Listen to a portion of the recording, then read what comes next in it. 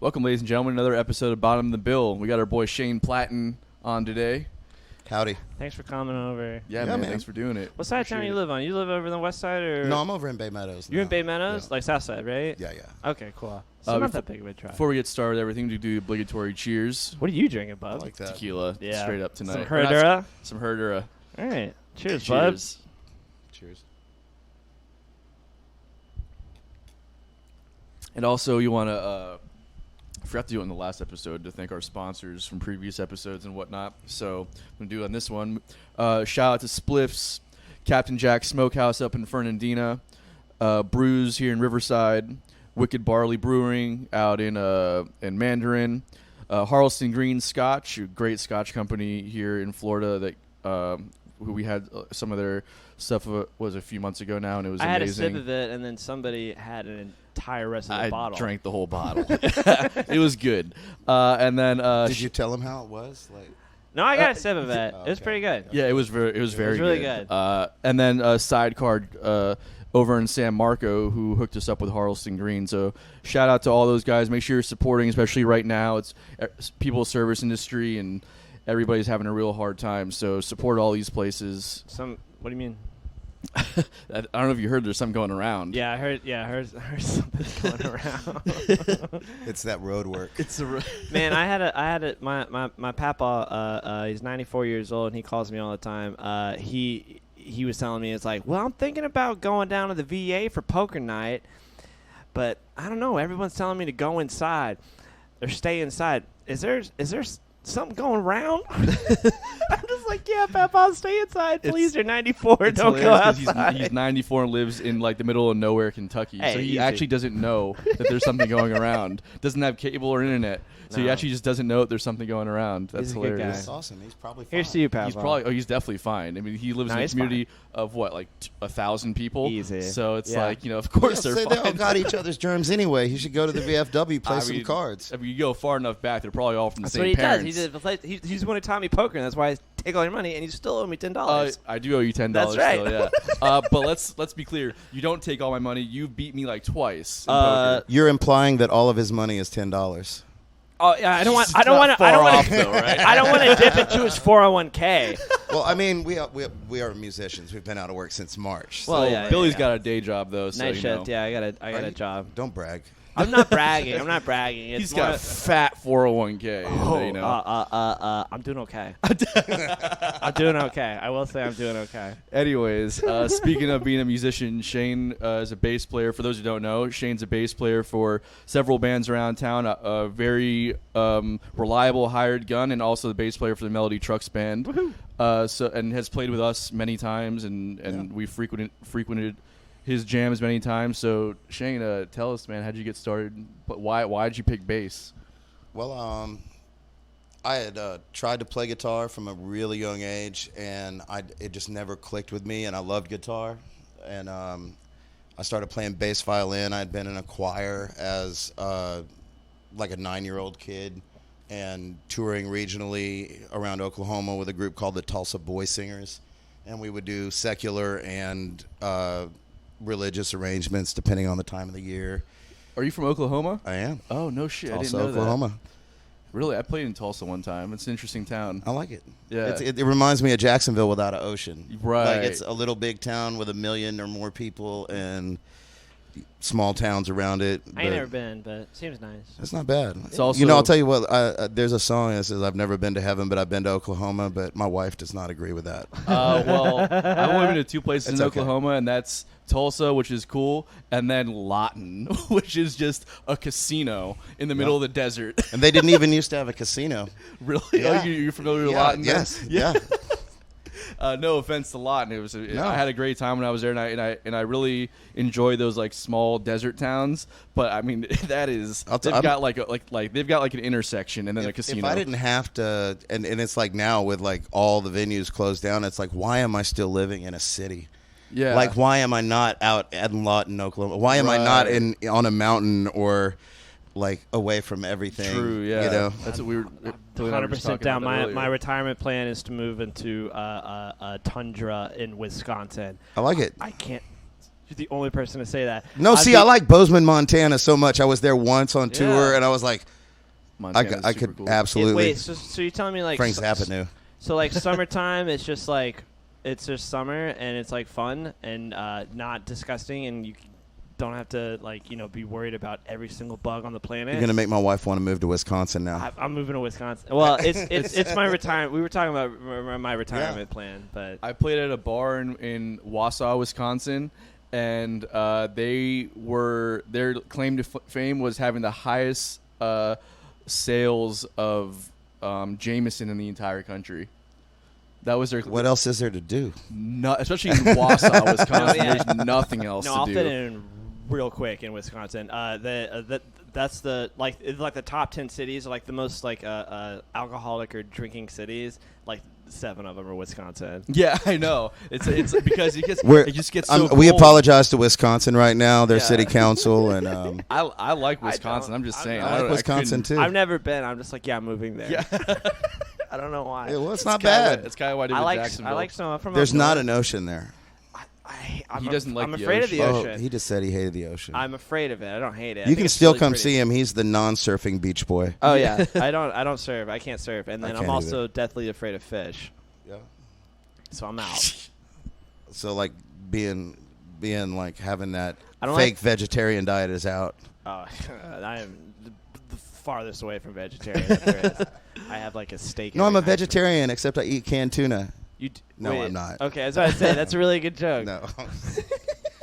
From the tuna tree. So so stupid. anyways, all right. So you're from Tulsa. Yeah, but so then I played go bass back to the violin, and bass violin just clicked with me, and so I was into a lot of extracurricular things as a kid. My parents were like, "Okay, you have a sister who's also into extracurricular things. Pick 2." And so I chose bass and vocals, and it's worked out pretty good, Hell yeah. I almost had the same problem. I was trying to do everything too when I was a kid, and I played viola. Nice. But I never got past pizzicato. Oh yeah. No, I never got a bow or anything like that. Oh, well, that's when you get legato. Ugh. Yeah. No, I'm really good at Or pizzicato. arco. I guess you go arco. Didn't get that far. I don't know. But And all the classical people and all the bow people are like, "Shut up! yeah. You don't know. You play electric instruments." Yeah. That's what I did too. I'm sorry, guys. I just grew up playing classical piano. Yeah. That's the same way I did tue. And the choir in the church too, in the chorus. Yeah. So you were a church musician first before you were anything? No, I wasn't. I didn't even. I was, other than performing with the choir in certain churches as a kid, I had no affiliation with any church until I moved to Jacksonville, and a guy named Larry Stafford brought Jimmy Hill by my house one night because he had heard me play bass. I had worked at Pro Music and had this little funk band with 2 bass players called the Loose Booty Orchestra.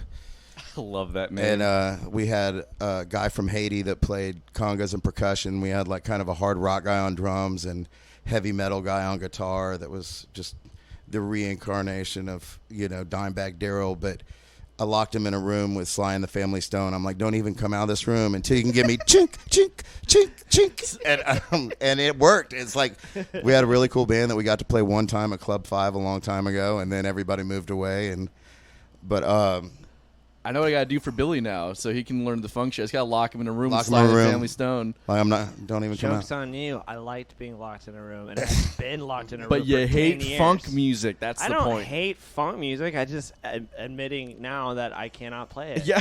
I would not agree with that. I've played with you. You're pretty funky. Is it by accident? 100% by accident, and only for me torturing him for the last 3 years of being in this band, and forcing him to listen to funk on the road because we have to listen to shit on the road.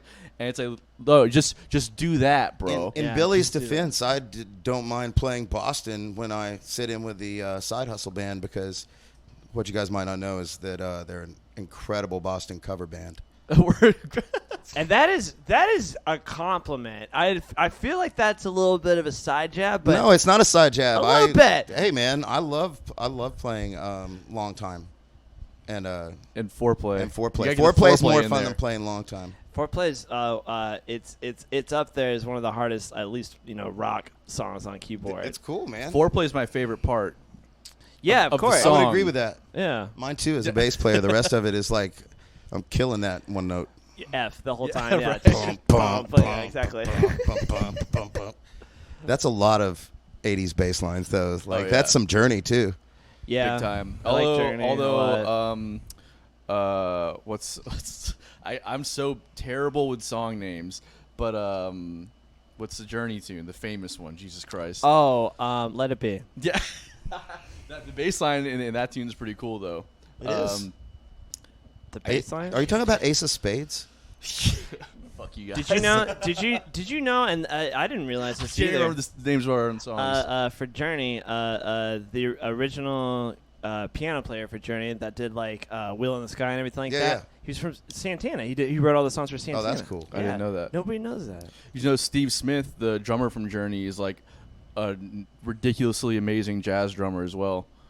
What's the difference? No, I do know that. He plays with like Mike Stern and. That's the difference. Okay, Yeah. that's the difference. If you don't play with Mike Stern, you're not a jazz drummer. Billy doesn't know anything about jazz. I do know how to play jazz. It's very easy. You just play all the wrong notes.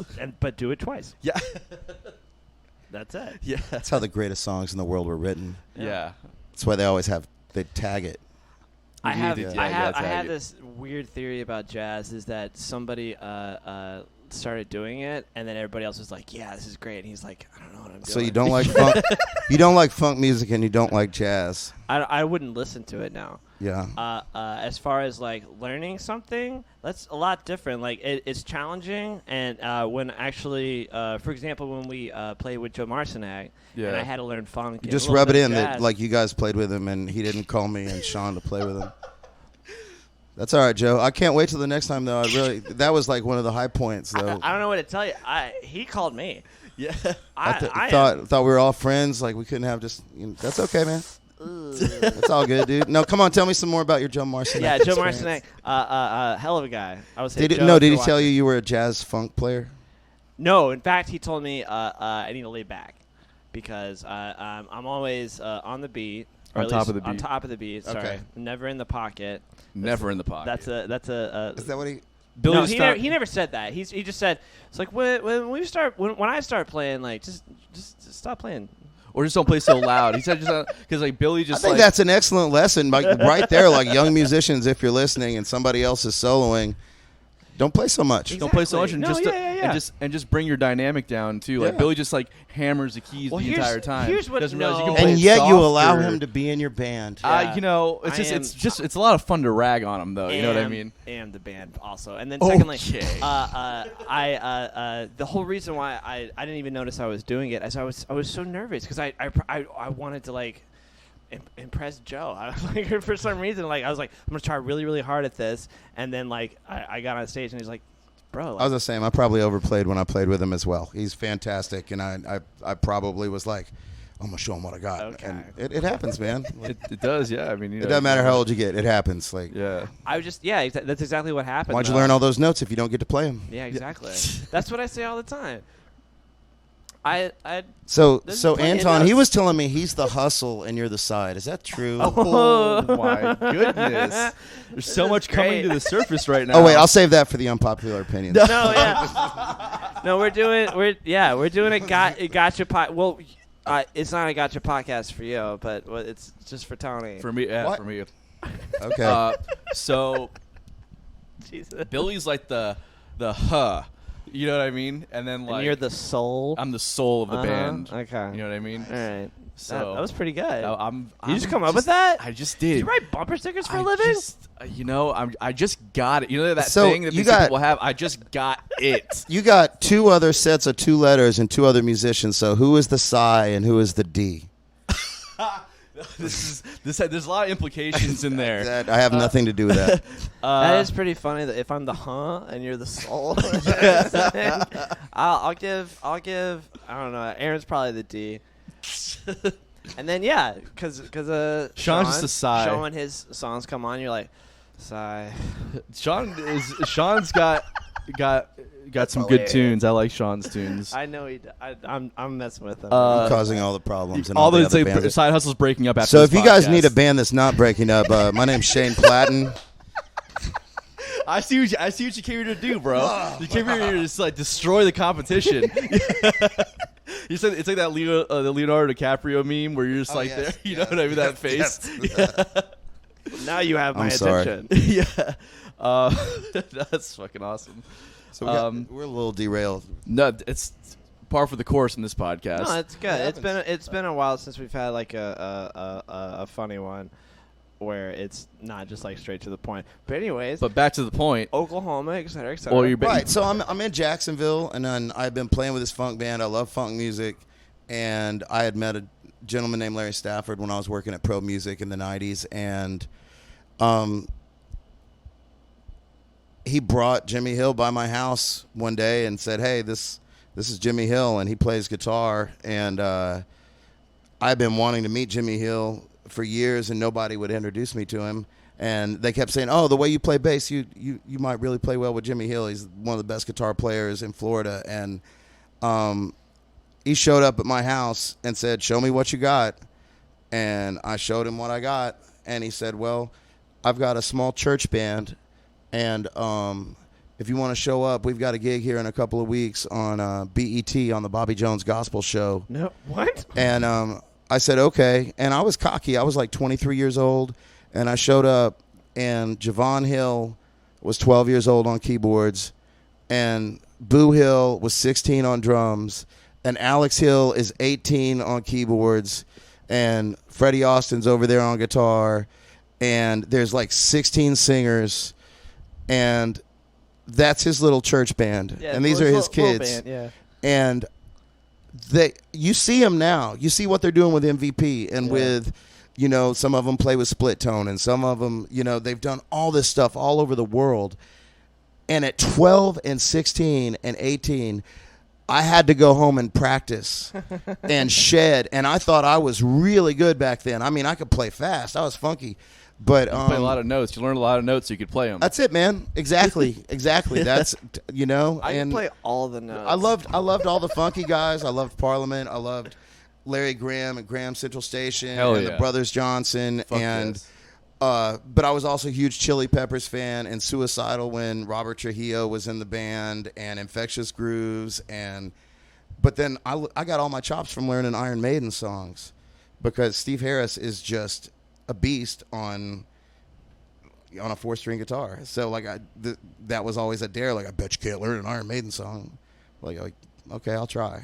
So that got my speed up. And then I got with these guys and learned so much from Jimmy Hill as far as how music works like clockwork, and how there is machinery to music, and if the bass is doing this, well, the keyboard's doing this, and the bass should lock up with the kick and the hi-hat, or the kick and the snare. But if one keyboard's doing this chord, well, then this other keyboard shouldn't be doing those chords. The keyboard should be doing incidentals. Exactly. And if one guitar player is playing big fat power chords, the other guitar player shouldn't be playing fat power chords. And unless they're playing in harmony, you shouldn't be soloing together. Yeah. You know what I'm saying? So somebody says bump bump ba da da dump ba da da dump bump bump ba da da dump, and then all of a sudden it's working and there's a song, and that was my start of music, really, really, in Jacksonville. Kind of like understanding it, anyways. And I played with those guys for about 7 years, and that's a lesson right there, man. It was. That's It was awesome. boot camp, man. That's a good question. As like, when did you start understanding how to play in a band? I would say, But sounds like that's the answer. look, learning songs off of an album. If you learn them the way that they are on the album, then you learn how to play your part in that band. Yeah. And something I learned when I was a kid, I was like 16 or 17. We were in jazz band in high school, and this guy named Paul McGee lived in the same apartment complex I lived in. And he was the original drummer for Bob Wills and the Texas Playboys, and he had played drums with Elvis. And I was 17, and we hit it off talking about Jocko and talking about jazz. And he's like, "Hey, do you know some little slick guitar player we can get on this jazz festival?" And I'm like, "Yeah." So I have a buddy I was in high school with, and I'm like, "Hey, let me tell you about this old man I just met." And so we started practicing as a country swing trio, which country swing is a sick form of jazz. Yeah, it sure is. I love that stuff. You cannot fake it. And so me wanting to be a metal guy and wanting to be a funk guy and wanting to be a rock guy had to find some authenticity to play in front of these old men who have been doing this like at the Grand Ole Opry and at Austin City Limits. And so we ended up doing this little 3-piece country swing trio, got on the jazz festival. Spyro Gyra was there. Like but I mean, I don't know. It's like, I feel like there's a lot of styles of music I like to play, but I think about that time I started realizing I can love funk music and I can be awesome at funk music, or I can love heavy metal music and be awesome at heavy metal music. If I play that way in a country band, it's not going to work. Right. If I play that way in a jazz band, it's not going to work. Yeah. I can bring my personality to whichever style I'm playing. Yep. Sure. But I think the most important thing, it's about the song. It's like I had to learn, being a bass player, not to solo through the whole song. Yeah, that's what I'm You know what trying I'm to get saying? at, I had to learn, okay. And Sean Taunton will still tell me sometimes, play bass, man. Play bass. Hi, Sean. With you guys, especially like I wasn't getting this a little bit later, but since we're kind of on it now, with Gingerbeard and with Dirty Pete, it's like you're a 3-piece. Mm-hmm. So it's like, and probably with Dirty Pete less, because Matt does you're playing like songs that were written for like 3 pieces a lot of the time. But like when you're playing with like Gingerbeard, where it's like it's really much more like rootsy kind of music. So it's like if you don't have organ or keys or certain things to fill the space up, it's like West on guitar, if he takes a solo, it might need more behind what's going on, you know. When I started playing with Jimmy Hill, he's the one that told me I needed a 6-string bass. Like, he's like, my music requires an extended range. I wound up with a 6-string. It's been my comfort zone since like the 90s now. I had been a 4-string purist until then. Like, You're a finished jazz bassist? I got a P bass. Okay. So close. Real rootsy, but I played with Wes Cobb, and we had a band with, at the biggest of the band, we had John Flood on sax, Jake McCain on guitar, Paul Delmar was on drums, later on Micromine was on drums, nice. John Davis, who went on to be a phenomenal jazz musician out of Manhattan, was on drums for a while. But there for a while, it was we couldn't get a drummer to hang with us, and so it was me and Wes Cobb and John Flood, and that was the band, because we all had rhythm. So Wes Cobb, as good as he plays guitar, acoustic guitar, his right hand is a drum. So when he's doing rhythm stuff, we just worked it out, and that's where I really got in tune with playing with a trio. So, okay, he's doing that rhythm stuff at that point, and if John's doing the more melodic stuff on the sax, well, then I'm gonna play the bass line. But since I have a 6-string, I'll also reach over here and I'll grab a couple of these chord notes every once in a while just to round out the song. But the rhythm was there. We never missed a drummer.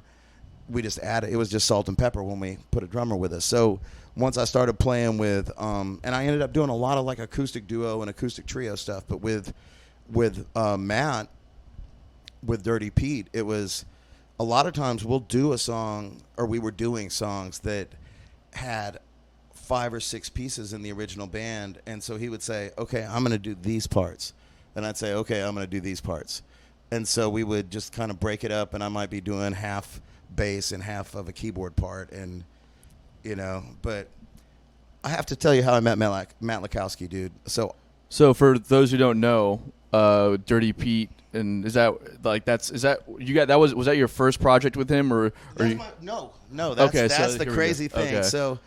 So fast forward from Wes Cobb band, I ended up being in a band with called Inca Maya, which was with Matt Grondin and the Sultan, Mike Chancellor on drums.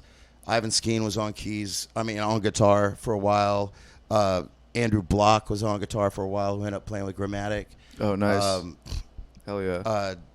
That was an incredible band. We got to do a lot of festivals. We got to do Wani. We got to do Allman Brothers Christmas Jam. I got to meet John Paul Jones in that band. because of being. I missed my wedding for that band and got to meet John Paul Jones.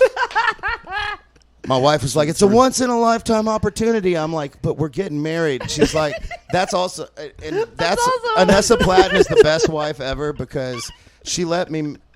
We postponed our wedding Oh my god. so I could do the Allman Brothers Christmas Jam. And I mean, dude, Joan Osborne was there, Ben Harper was there.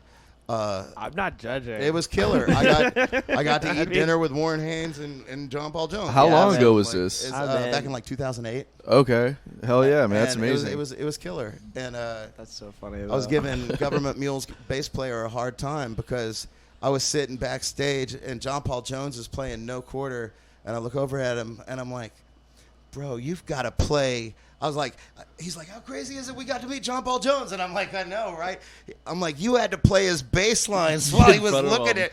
Was He's it- like, "I know, right?" Was it Alan Woody or was he gone by that point? No, he was gone. I'm sorry, the Swedish guy who's in his Band now. Okay, Yeah. gotcha. I'm sorry, I forgot your name. But yes, that was. It would have been cool to meet Alan Woody though too. Yeah, But, I was backstage one of my first Ink of Maya gigs, and Warren Haynes' old guy that worked with him, Brian Farmer, before he passed, was like, "Hey, you want to check out Alan Woody's basses?" And just started handing me Alan had passed. He's just handed me all of Alan Woody's basses backstage. This was the year that Greg was sick at Wani. So it ended up being the Allman Brothers Family Jam. But that was my first experience with that band was going on right before Government Mule Wow. at Wani. I'm so sorry. What was the name of the band? Ink of Maya. Ink of Maya. Okay, sorry. Yep. Yeah, Matt Grown is a fantastic guitar player and songwriter. That was the first band you were with, Matt. With Matt Groening. Yeah. So it went from that to I got to play with the Lee Boys and was touring with them. Cool. I got to play with Roosevelt Collier and tour with him a little bit. Dope. I got to from that I ended up in the Yankee Slickers. I remember. Yeah. And it was me and Jason Ivey and Paul Ivey and my brain is the Nick you guys are Williams. feeding me. No. What? No. He's gonna get mad at me too. Brain fart. It's all right. You said like 40 names. I know, in a man. row. Anyway, with like I said, it was a long process. So after the Yankee Slickers, I ended up playing with Daryl Hance from Mofro and Yeah. doing an album with him. Yeah. And going on the road and coming back. And Did you go with B? Huh? You went with B? No. Actually, Micromine played a little bit with us, and the Sultan went with us on okay. one tour, and that was the big one. We went like 11,000 miles in 8 weeks or something. Yeah, It was I know. insane. Before I joined Side Hustle, I had an audition for him, and I was gonna go on the road with Daryl Hance too. But I never even I canceled the audition. I was like, I've got 15 different projects going on. I'll tell you what, being in the studio, it was me and him and Anthony Cole in the studio for that first album. That must have been amazing. It was great. Anthony, I got to play with Anthony with Roosevelt as well. Right. You know. Yeah, he's such an like an animal of a drummer. Man, he's an amazing musician. Like he's a great bass player, Yeah. and sax player, Yep. and piano player, and singer. And I'm like, so fast forward. So I get off the road. I've been just doing too much stuff, and now I don't really, really have a gig at this point, and wind up talking to Bradley Churchman and being in Bonnie Blue, the first version of it, and Bonnie Blue was playing in Fly's Tie with Saltwater Grass back in the day. Was Willis and Bonnie Blue at that point? No. Okay. No. And it was me and Brad Churchman and Jeremy on drums and Mike Richardson on guitar. Eric Brigman played some keys with us a little bit. Sean Pfaffman played keys with us a little bit. Nice. And but I'm supposed to wear glasses, and I wasn't wearing glasses. And I looked across the room at the Fly's Tie, and I think I see somebody, and it wasn't him. And I'm like, "Hey, what's up, man?" And it was Matt Lakowski. And I'd never met him before. Wow. But they were friends with some of the other guys in the band. And so we start talking, and I was playing my P bass. I'm like, no, I do more stuff than this. He's like, well, bro, because he's like, oh man, I'm playing with this guy that just came in second on America's Got Talent, and he's got this huge deal, and the only thing we're missing is a bass player. I'm like, cool, I'll do it. Yeah. And I mean, like, I've met him 10 minutes ago at this point. Yeah. And he doesn't know me from Adam. But he saw you play. He saw me play, but not. He saw me play one style of music that is not the style. If you've ever seen Matt Lakowski play guitar, what I was doing was not what he was looking for. Right. Yeah. So we got together. We talked all that night. 2 weeks later, my dad my dad bought me a plane ticket. I flew to Boston with Matt. Like, met him 2 weeks prior. Fly to Boston. Hook up with this guy who had played violin and mandolin and accordion with Hank 3. And we speaking my language. Keep going. Yeah, we picked up this guy. His name is Eli Matson. And we all drove to Maine.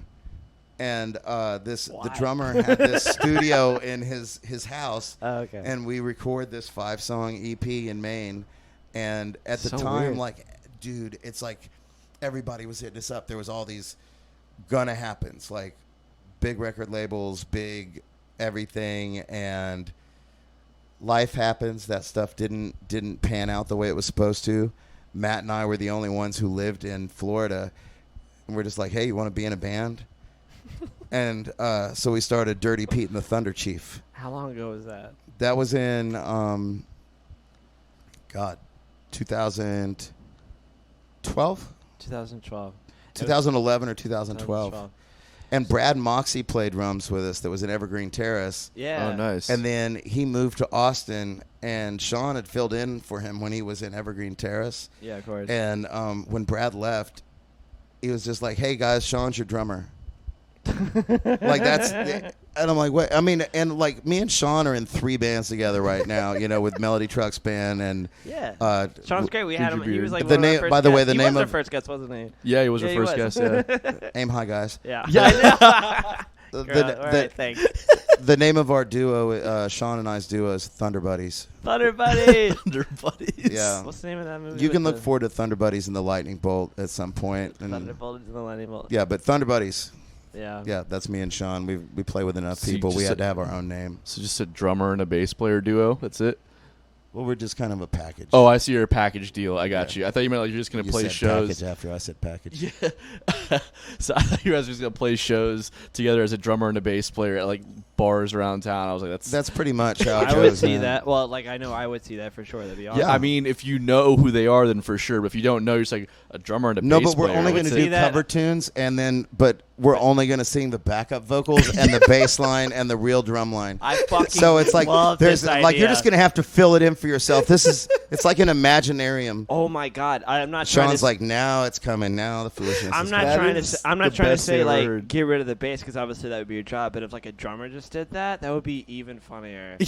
I agree. I'm gonna play the drums for fucking Tom Petty right now. So this- you just figure it out. You named the It's tune. like this next one is Every Breath You Take. And then just start playing the drums for every breath you take, and like maybe 10 people. No, he's will be just like, gonna come in at the end on the background vocal. Every move you make, every breath you take. There haven't been any words. Oh, so wait, so it's a drummer in I'll be harmony. watching you. Solo drummer in harmony. I like that. Yeah, I'm there All right, that's- every show. Sean, if you're watching, the name of your new solo project is Solo Drummer in Harmony. Someone drummer in harmonies. But it's just you. I'll think of a better name. That's fucking. By the great, way, man, if you haven't seen Sean's new videos with he's got a project called Appeal to Authority. No, I haven't seen it. Dude, they're incredible. They're really good, They yeah. did a cover of a Tool song. They've got a new cover coming out that's Ooh. amazing.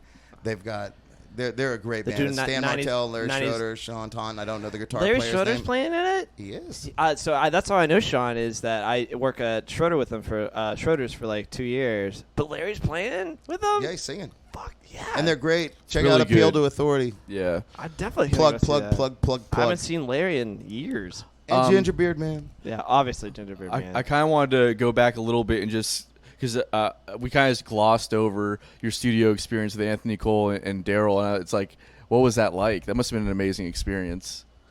So I used to freak out in the studio. Especially like ego's an incredible thing, and when you think you're great, confidence is an amazing thing. It's great to be confident. It's terrible to be arrogant. Exactly. And if you're a musician, you should have an ear, and you should know when you're making mistakes. And if people around you might be better than you or telling you like you need to come up or that you're making mistakes, it's like the hardest pill. You know, I mean, me and Billy were just joking about that earlier, about somebody saying what they wanted in the music that we were hired to play with them. And you might think that you're hired because you're this guy and known as this guy, and then in that particular instance, they know because you can be this guy, you're probably great at being this guy. Exactly. Yeah, they can see that you're malleable. Yes. Words. Well, not even malleable, but just that you listen. So, you know, like, he knows if he gives you a solo, you're going to bring it. Yeah. But until then, you know, you're supposed to do your job. Exactly. So having been in these studio situations and just, like, freaked out and sucked at playing with a click track, and, like, that's another thing. Like, I've been playing at Access Church for, like, 14 years, and prior to that experience, I was not great at playing with a click track. Yeah. And, you know, being in that experience to where I don't have my amp and all I've got is my in-ears and can set my own mix or whatever. And, you know, it's like this is, hopefully you put what you need to hear in there, your click track, your guide track, you know, and if you're smart, you've got the rest of your band in there. So you hear what you're supposed to do. The first few times I was in a studio, I had never been in that situation. So it was foreign and frustrating and angering. And, but when I went in with Daryl, it was cool. We were down at Retrophonics with Jimmy DeVito, but Matt Grondin was actually mixing the project for us. And we did it analog. And when I first started, and I was playing my P bass, and I had round wound strings on it, and Jimmy had this old Mexican jazz bass with flat wounds hanging on the wall, and I played that, and it wasn't set up but the strings sounded so much fatter in the mix with these flat wound strings. I'm like, can I take those strings off your bass? He's like, yeah. And so I unstrung, because I was more comfortable on my own bass. I unstrung his bass, put his old crusty flat wound strings on my bass, and recorded the track. And then Daryl was like, you know, I'm not liking the way that sounds thin. Can you play the whole song on the E string and just move up and down the E string for that song? What? And I'm like, yeah. And so I figured it out. And so it's not like a super technical song. Sure. But so this is making it darker and warmer. And so, you know, I'm going through this old flip top Ampeg 2 B15. For those of you who aren't familiar with Jimmy DeVito and Retrophonics, his studio has got so much amazing vintage gear with so much character. And, you know, if you've ever listened to J.J. Gray and Mofro, most of their recordings have been made there. Yeah. But there was some of the songs in there, and Daryl had such this vision that we would like grab things, and they had like, you know, different sizes of wood on the wall to help with the acoustics in the room, and we're like beating on this wood wall and just making these noises and creaks, and like just, it was like at times sound effects, and it was just incredible. And then, you know, were you in a noise band? What's going on? Have you ever heard the album? No. It's like listening to Humidity. It's that's not an insult, and I've told Daryl this to his face. What album of it? It's the first Daryl Hance album. The Power Muse? No, before that. Okay, so no, I've listened to Power Muse, but I haven't listened to the first one, I guess. Yeah, the first one, and it's like some of the songs ended up on a B horror movie. Like so this is So this is a real story. So we were playing in Mobile. We were on the road, me and Daryl and the Sultan, and we had parked outside of this bar off of 10, right outside of Mobile, and there was a police officer there, and I was like, hey, man, do you mind? We're on the road. We're sleeping in the van. Do you mind if we crash here for the night? He's like, no, man, that's cool. I'll let all the other cops know that you guys are here and not to mess with you. I'm like, that is the coolest thing ever. So we That's get to not the what? That's the answer you want to yeah. hear. So we'll let all the cops know that you're no, here. he said not to mess with us. So he's like I'm gonna be here for this long, and then come to find out his brother did horror movies, but they were like independent horror movies, and I'm like, dude, this stuff sounds like it's straight out of a Quentin Tarantino film. You've got to check it out. The brother of the cop? No, I gave it to the cop. So confused. So I got with this cop. So then the cop says, "Hey, do you guys ever had a horchata?" Horchata? And I'm like, no. He's like, oh, it's good. It's like rum and coconut milk and cinnamon. And I'm like, well, that sounds fantastic. He's like, no, my wife hooks me up. So he goes to his patrol car, and he gets this thermos or whatever, and he's like, you guys got a cup? And I'm like, Daryl, go get a cup. And so this is entrapment. no, it was awesome. So we all come up there with our little solo cups, and this nice police officer pours us all a little bit Real nice police officer. of this delicious rum coconut cinnamon drink. Horchata, yeah. I It's know horchata. fantastic. Yeah, it's great. And I'm like, it's homemade. His wife made it for him. It's going out on the road. And he's out all night, man. Come on. I found out later on that, like, years later, like, Daryl hit me up. He's like, hey, they put a couple songs on one of those crazy horror movies. No shit. I mean, we didn't get credit. You don't know the name of the movie, but I know they're on. It's definitely the first story I've ever heard about collaborating with a cop from a musician. Yeah. But congrats.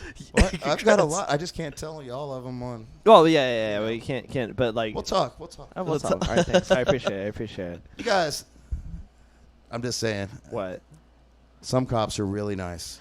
Oh no, yeah, I'm just saying. Like, I'm on the same page as you. I understand. They're all people. Everybody's we are a all person. people, man. Yeah. He's And not a person. I'm a reptilian. He's apparently. reptilian. Billy thinks I'm Confirmed. reptilian. He's a person. Yeah. So you don't like funk music though? That's not true. That's true. He puts words in my mouth all the time.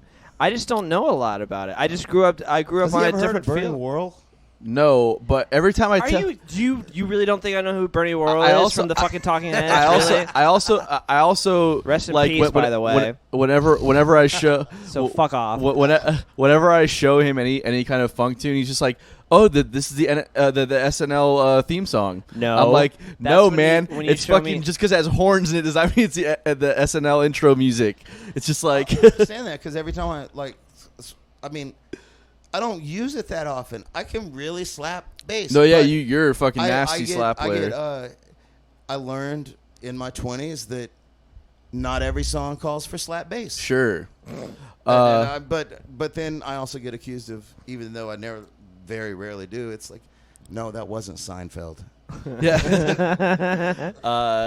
Yeah, I mean, it's just I don't know, man. It's such an important style of music to play and understand and listen to, just because it's also, aside from even the bass and the drum, it's also minimalistic a lot of the times, where it's like you hear the guitar part and the guitar is just Sure. like doing this one little chunky thing, and then you the whole listen to the keys. the whole clockwork thing. It's all a big puzzle. It's just like, No, I here's your agree. space, here's your No, I space, agree. bass, There's- drums, here's this space. Even the singing is usually pretty methodical and like very like just, it's all a puzzle. It all creates one big thing. I agree. I think you can, especially like I said, if you can listen to James Brown, but you can listen to Sly and the Family Stone, Yes. or Brothers Johnson, or Graham Central Station, Neville Brothers, Isley Brothers. early Prince, Dumpster Funk. Love Prince. But it's like Early Prince for sure, bro. That For You album, are you fucking kidding me? Yeah, we'll talk That about is it like- Michael Jackson, Off the Wall. Yes. is before it got all the way crazy produced. That is one of the funkiest albums ever. But I mean, this might be going off on a tangent, but so many times I've been told in my life, you can't fake the funk. And I think you can always strive for authenticity in any genre or in anything you do, and you should. You shouldn't just, like, my goal when I'm hired to play with any band, I don't want to sound like I don't want to sound like I said. I kind of said before. I don't want to sound like a metal guy. I don't want to sound like a funk guy. I don't want to sound like a jazz guy. I want to sound like exactly what I'm supposed to sound like in that given minute. Right. You know what I mean? All of that being said, it took me a long time to realize that as easy as the notes are in reggae, you can't just play boop boop boop boop boop boop boop boop boop, and you know, because and the difference is, listen to Bob Marley, listen to Black Uhuru, listen to you know, Desmond Decker, listen to all that Sublime. early. or if you're going to talk about white reggae groups, it's the Police. It's not Sublime. Yes, What's wrong thank with you. Stick Figure? They I understand. I like They Stick Figures. understand. Stick Figures dub though. It's not But really I will reggae. say, man, Just messing around, like sorry. what I was getting to is like, I sat in with a couple of reggae bands around town, and they would say, "Man, you're really good. You play a lot of notes." And listening to reggae music, the reggae bass doesn't always play a lot of notes. And I just wanted to give props because the two people I learned how to play reggae bass from, like when I'm doing it any kind of justice at all, is Dino from Mystic Dino and King Eddie. King Eddie's awesome, man. With Peely Peely. Yeah. Like watching those guys, they've been in Jacksonville. They've been all over a long time. But anytime you get a chance to go watch, if you are trying to be a reggae player and you're a bass player, you've got to go watch those guys. Yeah. If you want to learn like one-on-one, like what timing is all about and what phrasing is all about, like Funk and reggae, man, those two styles right there really are like the cornerstone of pocket simple playing. And don't like funk can get super complicated, especially as it starts integrating with jazz and fusion and all that. But just in its most basic form, like listen to like James Brown and earlier funk groups like that, and you're like, it's all so simple. And again, listening to like Jimmy Cliff and Bob Marley and Peter Tosh and all those earlier reggae bands, and you're like, okay, well, this is all super simple, but it's like, it's so just in the pocket, all of it. You know what I mean? I think a lot of times it was simple to frame the ultimate message or the ultimate melody, and I think that's a lot of in the most. In my opinion, even though I really like really technical music, I think that stuff like when it's about the song, and even if it's instrumental, like with Schofield, like we were jamming on last night, the music in and of itself is pretty simple, but I look at the music with the rhythm section as like a frame around the melody. You know what I mean? It's like a picture frame, and it's holding that melody. Showcasing, and I think when you're talking about funk music or when you're talking about reggae music, I think it's almost the same thing. It's like that rhythmic structure and that clockwork, it kind of holds it's like a framework for what the message is. And whether that message is the words in the song or whether that message is the message is the melody if it's an instrumental. I would almost say like too that it's almost like harder to I don't want to ever call funk minimalistic by any means, but what you're saying is that it's not a lot of notes the whole time. You know, like right. it's everybody's got their place. But it's not always right. It's not always. I mean, it's not Herbie Hancock's like all over the place the whole time. But like when you're talking about like old school like 70s funk and everything like that, like it's always just so everybody's got it's a puzzle piece, and then you have to also remember that it wasn't on computers or samples. Like they had to okay, you play this, you play this, you play this, you play this, and then let's make sure that it all fits. And good Lord knows how long that's going to take. But there's this elegance to it and science to it that is very complicated. Exactly. And so it's interesting. We were talking about in the beginning about like when you're learning how to be in a band is to basically it's just shave off just to keep playing less and less and less until you're playing just like boop and that's it. If that's what the music calls for 100%. No, it's an exaggeration, but I'm just like still and I won't say all funk is simple. I mean, because Victor Wooten is one of the funkiest people in the world, and it's definitely evolved from where, but just like from the original kind of incarnation of funk music, it was very simple. Kind of and then same thing with reggae, and it's evolved and production with dub music has gotten a lot more intricate as well. So it's like it all evolves over time, but just at its most fundamental time, funk and reggae, and things that are very groove based. Simple sounding, yeah, anyways, is very- what I would call it. Yeah. It sounds simple. Right. It fucking takes It's forever a puzzle to get piece, there. man. So though. you see the end result of the puzzle, and you're like, yeah, anybody can put a puzzle together until you start realizing, like, oh, well, how do you make the pieces actually fit together? And Yeah. that's what it's all about, you know? Trying No, to I'd think, agree. trying to think of a better analogy about it being like, oh, it looks really easy, and it's like, it is not easy. No, Yeah. I mean, it's a feel thing. Like, you can play those notes all day, but there's also a difference in listening to a funk song and listening to somebody who may not understand the feel of funk play a Yeah. funk song. And we've all gone through that pain. And that's me still. Yeah. I mean, you know, you're getting You're a lot too better. easy on yourself. No, I'm Yeah, just No, no, you yeah, get no, it. I'm really you should bad. no, some of this stuff on the new. No, I'm bad. No, some of It's this. like, no, no. tell me how much not bad I am because I need to hear it. I'm No, bad. I don't need to hear it. Some I know of that I no. So you listen when the new Side Hustle record comes out. Yeah. You'll listen to it and you'll hear how you've been able to really, kind of hone Sit in in. the pocket.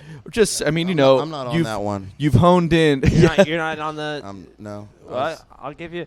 I've always thought it'd be so funny. In fact, actually, when we were recording Lucky Costello's album, I let my ex-girlfriend play. Wow. Were you looking directly at her just then? I fucking hope she sees this. I let her because she ended up dating my bassist. Anyways, long story. We're terrible people. Well, anyways, don't No, trust they're her great. Don't trust bassists. Is all I'm trying to say. Oh. But I let her. We're deep people, man. I'm just saying. I'll at the very end, I'll like just to end the song, like they just needed a D to end the song, like just like a boop like that. I'm like, okay, you record it, and so she's on the album. Anyways, That's adorable. it is adorable, and I'm Well, very, thanks to I'm very Pro thoughtful. Tools, you can just that right out. Well, yeah, and it never got made. It never got made, because But anyways, we happens. should have him in if you want to play like a G or A something. G. just a G note. Yeah. It's like, hey, Sean, we brought Shane in here just to play this one note. Like, no, you did a good job, but like, dude, he plays with Gingerbeard Man. Yeah, he plays with Bro, Gingerbeard. yeah. All I'm trying to Bro. say is it would be By the hilarious. way, like, I just wanted to say, like, how much fun Gingerbeard Man is to play. Like, as yeah. many different groups I've been in, and like with Melody Trucks Band It's being fun. a 7-piece band and all that, it is so much fun. That is probably the most organic band I've ever been in, to where stuff just happens spontaneously. And Yeah. Sometimes it can be really cool and explosive. Sometimes it could be kind of Yeah, we just had Wes on too. mellow and We're gonna run So- out of musicians in Jacksonville. No, we're here not. soon. We got plenty. It's all being worked out up Okay. here. I think it's just we're just gonna start rotating me Yeah, and start West and rotating. Sean. Yeah, Like- just have, this is basically the Gingerbeard Well, we talk about Melody other Trucks stuff. Band podcast. Yeah. That's the first time I even said Melody Trucks Band. No, you said it a couple times this podcast. You brought it up. yeah. No, he hasn't. He hasn't said it once. But I do want to. I did kind of want to ask you. You have an interesting perspective. A lot of people don't really get as musicians from being the hired gun and the side guy to also running like your own bands, which we've discussed in this podcast many times. I like to get the perspectives from different people who've done it. Wes talked about it as well. And I think it's a very important distinction to make for people that don't understand, because it's a completely different role to play. Being like somebody who's hired to play in a band versus being the band leader, and like what those responsibilities entail. They're both very real responsibilities, and they both have very real implications on how you do these things and what the end result is. What's that experience been like for you, and how do you think one has helped you be better at the other? As a bass player, I mean, you learn. I mean, as a bass player or a drummer, you learn that. I mean, our role is support. Right. You know, and I think it's something that especially is kind of built into bass players, if you really take your job seriously, that you are trying to tie the drums to the melody. Right. And You're the bridge between the melody and the rhythm. And I really listen to what's going on in the music on both sides rhythmically and that. And so with both Dirty Pete and Gingerbeard Man, those are both like, I won't say there's a leader in either of those bands. You know what I mean? Like Matt and I started Dirty Pete, but it's an equal say. It's 3-part. You know what I Okay. mean? And it's the same thing with Gingerbeard Man. Like we're all three equal. We all respect each other equally, and we all have an equal say in what goes on. You know, I do the booking 90% of the time. I realized as a bass player who may not have always agreed with things that were going on in some of the earlier bands I was in Jacksonville, and may have initially been a little intimidated by cold calling, as it were, bars and trying to book gigs. I put together projects that I wouldn't be ashamed to book, that I didn't have to make excuses for. And then I set out to meet. I looked at the bars that were booking, and I looked at the bands that were bringing in music, and where the demographics were, and Matt Lakowski actually in Dirty Pete gave me a new way of looking at things as far as performing when we were doing things, because forever it was 45 on, 15 off, 45 on, 15 off. Yeah. He's like, man, let's see if the bar will let us start an hour later, and then we'll just play for 2 hours and take a 30-minute break at the end, and nobody will leave. He said everybody leaves at midnight. Fucking genius. I'm 100% on that. So what we started doing is we asked him the first couple times, and we tried this out at a few bars. And this has been, this has been 8 years ago, whatever. And nobody was doing this at the time. And nobody was playing aggressive rock and roll music. Blister was doing their thing, but they're more of an original band as well, and they're incredible. Congrats to Foo Fighters. Huh? It's a lot of fun watching you guys sing that. But, when we came out and did, it was kind of like Tenacious D met Mickey Mouse Club met Ridiculous. Everything was silly, Yeah. But with really good musicianship and 3-part harmony and everything behind it. And so the bartenders and the managers started realizing, nobody is leaving. Because, why? Because there hasn't been a break. Yeah. These guys haven't taken a break. And so we play a solid hour and a half, solid 2 hours. But because of that, we were able to keep every single person in the bar, and those people who were passing by came in, and most people who were, pre-COVID, most people who are bar hopping, when that band takes a break, that's a chance to go to the next bar before last call. That's what I always think. But if you keep going until 12:15 or 12, well, they're going to be like, well, shit, I might as well stay here. I got another 30 minutes anyway. And so we would take a nice, healthy break at the end. Smart. But by doing that, in that aspect, and we've done that with Gingerbeard Man. Every bar is different, and every venue is different. But I think playing on your strengths and playing on being smart about looking at the demographic, looking at the numbers, looking at the kind of music you play, knowing a lot of times people might not know the kind of music that you play, but sometimes they need to be introduced to it and explain. No, you haven't even heard this yet. We'll play what you like on the break, on the bumper music or whatever, but you might not even realize you like this because you've been so ignorant and only heard what's been on the radio for the last 40 years or whatever. Heard it here first. Y'all are ignorant. A lot of people are, man. Hey, man, crazy. and if you take the word ignorant as an insult, you're ignorant. Here we because go. ignorant is Here not we go. ignorant does not mean stupid. Yeah, I'm it just means you. teasing, I'm teasing. It just means you don't know. I just Yeah. taught you some vocabulary. Yeah. So more I've been going- ignorant to a lot of things, but I always try to learn, so I'm not ignorant of that anymore. I was Right. going more back to why you got to raise the bar like that to the rest of the musicians, and why aren't you in the union and we need 15-minute breaks? Yeah. I know. So I'm going to explain this. I I'm actually. teasing. I like would your love idea. one. I don't trust you to make my drink. Make it really strong. No, it's just I don't. No. Okay. I'll trust you. I would like. No, yeah, he'll make you a great drink. No, I just want bourbon. Woohoo. Anyways, what were you saying about? No, what I was saying is that I had somebody, a good friend of mine, who has done a number of my tattoos, told me one time, Shane, you were wearing Derek Bunkley. I love you for this advice. You're an artist, and you're only worth as much as you think you're worth. And he's like, there's a lot of people who say, I can get that tattoo for $50, and I'll be like, you're going to get a $50 tattoo. Yeah. He's like, but if you want something that looks like it's worth this much money, unfortunately, This is what you're going to have to pay for it. Yeah. And that's how I think, and especially, like, I'm talking to musicians right now. I know we have to cut people breaks, and we've been doing this like guerrilla band thing. Like, thank God for the restaurants who are having bands with the venues being closed down right now. Yeah. Thank God for these backyard parties who not only love music enough, but have enough common sense and enough neighbors that are like, you know what, if we all get $20 or $30 together, we can hire our favorite band and have them in our backyard tonight. Yeah. I'll give you my phone number at the end of the show. I'm saying, like, this is the things we're having to do right now because we've been out of work since March as gigging musicians. So, but anyways, going back to how you're worth. Yes. So what you have to do, you can't go in as a young musician and say, oh, I want this much money or I want this much money, because there's so many bars that are going to say, no, I pay $100 a man. Good, I'm going to bring my 9-person band in here if that's your thing. We're going to make $900 tonight. Yeah.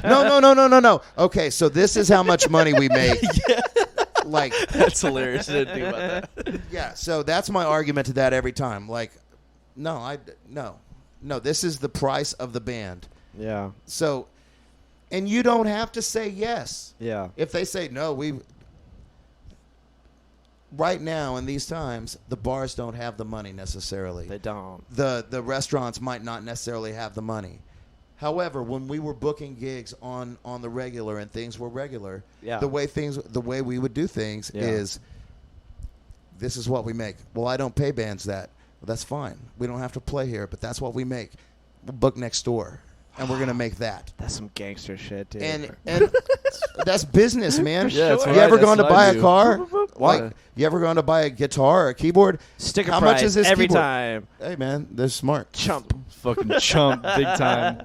If No, you, It never hurts to ask, but No, at I the know. same I'm time, just teasing. it doesn't hurt to play the first time for a little bit less money, Yeah. with the understanding that you're not going to book 18 gigs for $300 for a 5-piece band. You're just not going to do it. Yeah. You're going to say, okay, man, I might give you this gig, but once you see my crowd, this is my price. Well, and if I'm playing for that little money, we're going to do a shorter gig. We're going to get a bar tab and maybe some food out of the deal. well, and Yeah, there's you put also your the foot in whole the door, thing, too. the whole thing when it comes to.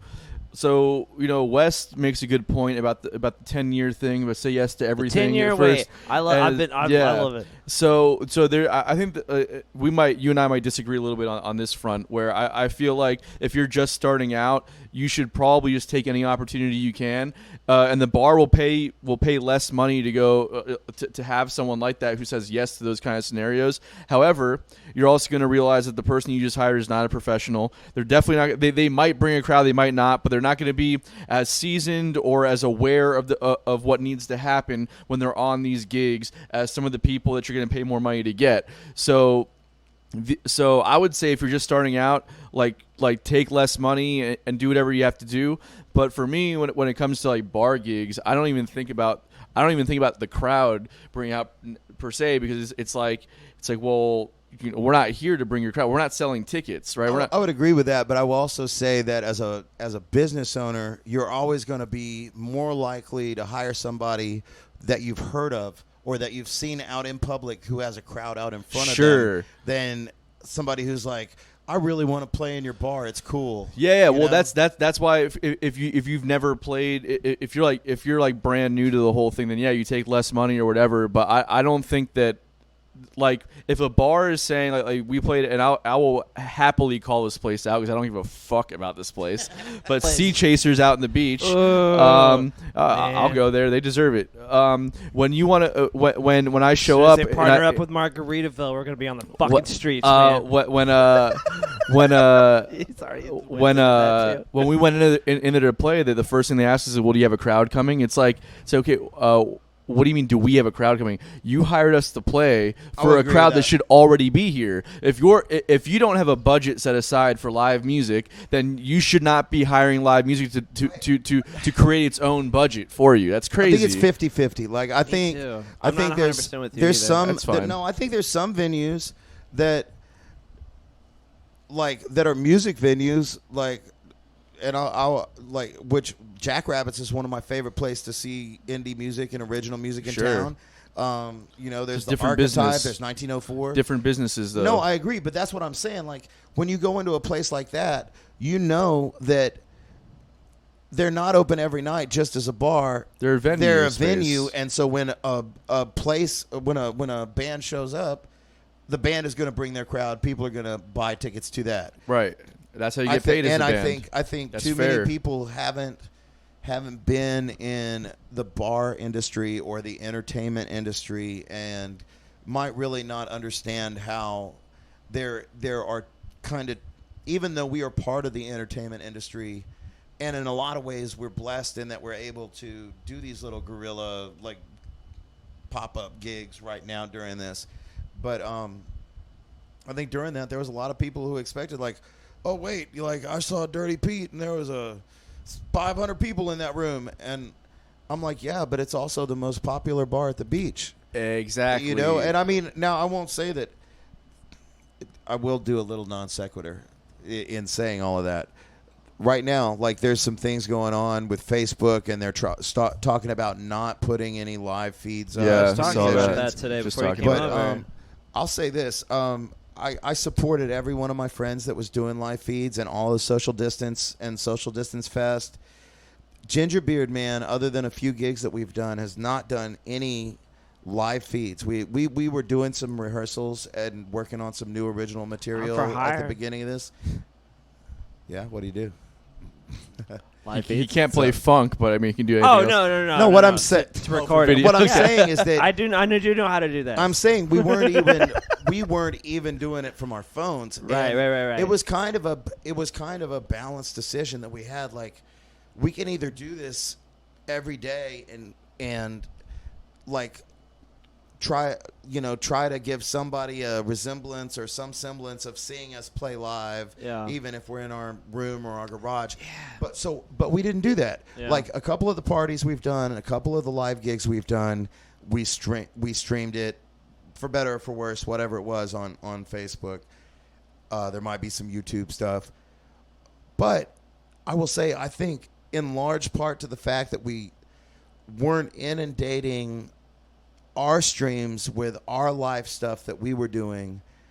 Every time that we have had a live performance since March, since we've been allowed to play back, it has been like the best crowd that we've ever had. Yeah. And they're all excited to see live music. They're all excited to see us. It's like all of a sudden people are remembering like, oh, this is something.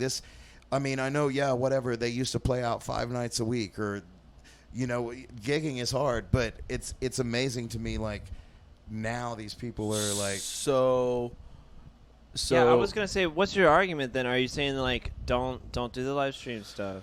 I'm not saying that. You're not saying that. I'm not saying that. I'm saying that's it. It's an observation. Oh, you just Yeah. That that's I know what happened to you. that happened to us. Oh, okay, I see. Because I will say that for us, it was also a measured thing. People are hungry for live music. Of course. Yeah.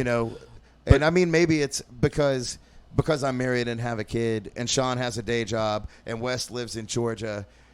There's also a reason that we haven't been together filming our lives like the real world every day. Sure. For the world to see. But going back to what we were talking about like music venues versus like bars and stuff. Yes. This is kind of what I'm saying about it is like you'll notice more people showing up when you're not playing so much. So if you're playing once a month or once every few months, and people come out to your gigs, scarcity in the market. That's a factor when you're playing original music, when you're selling tickets to shows. When you're a bar band and you're playing 5 nights a week, that's why I say that whatever crowd you bring is irrelevant to the bar, because I'm playing 5 nights a week in this band, and I'm playing music that's already been market tested and approved through radio and whatever else, and sales of records. It's like we're not coming. There's some cover bands, and Dirty Pete would be in this kind of Group? under this umbrella that I'm talking about, where it's like there's some cover bands that bring their own flavor to the mix, which gets people, and that's how you set yourself apart. However, I don't think that if I go up to a bar, it's like, because when we were doing Hangout Express versus Side Hustle. Hangout Express is our cover band. We're not bringing the same kind of energy or anything close to what Dirty Pete does. But we still demand a certain amount of money when we play at a bar, which is probably in a similar range that what you guys demand. I don't even want to say what I'm saying. But my point being is that if we're playing this many nights a week, this is no longer a what value do I bring in sales to your bar. It's more of a, do you have a budget for entertainment, because we can entertain your crowd. No, I agree with that. So you have to have a value for yourself. Yeah, that's why you have to set your price at a certain point. That's what I'm saying. And I mean, like, I have, it's like, I mean, there's numbers I like to make more of, and and that's what's been so crazy about this whole COVID thing is I've been doing live music a lot, and I've had so many, this is that moment, this is that record deal moment, or this is that springboard moment, or this is the next circle of the onion moment. And I mean, if you understand the entertainment business, that's kind of how it is. Like, there's like these different levels, and it's like, it was a long time that I wasn't doing festivals when I was concentrating on Dirty Pete and doing that kind of music. And it was a different kind of, when we would do big stuff, it was more like Key West and Fantasy Fest and the 37th annual Toga Party. And that's the first level of the onion there. Yeah. But what I'm saying is, call before it. When I got back to the, I like the onion. When I got back to the festival circuit, though, it was nice because it's different when you buy a ticket and then you're back, or you're are an artist. Yeah. I want to, and that's a third layer of the onion right there. I want to say this though about it's always this topic that I'm coming up with about original bands versus cover bands and all that stuff like that. I'm saying this: why can't you, like the way that Dirty Pete is, the way that any cover band, make it a show, like make it that's product. what you can. Yeah, you totally That's what can. Dirty Pete did. I mean, when we stopped, there was times where we had talked about original music, and I think we were just going in different directions creatively, but we work really well together chemistry-wise. Yeah, of course. With Gingerbeard Man, we do covers and originals, and that I think when we do our cover tunes, we're doing them in a way that's like we always try to be different. So if it's like a country song, we might do it funky, or if it's a southern rock song like Southern or Simple Man, we're gonna do it as a two-step. When we do Grateful Dead, we do it electronic. It's amazing. Yeah, or Allman Brothers. Or Allman Brothers too. Well, I wonder who does that. My yeah. Name dropper. My whole thing with it is like, if you're gonna do, like, if you do original music, there's an avenue that gets you to certain next levels. When you're in a cover band, there's avenues that get you to certain next levels. They can make you, and as a cover band, you can make a bunch of money. I'm not saying that this is like a different or less valuable route than the original band grind. I'm just saying that they're different grinds. Do you know so what the epsilon of that is, though? Is the postmodern jukebox, for sure. They're amazing. They're amazing. Yeah. You can say Dirty Loops as well. It's all It's just a cover show, though, is it not? No.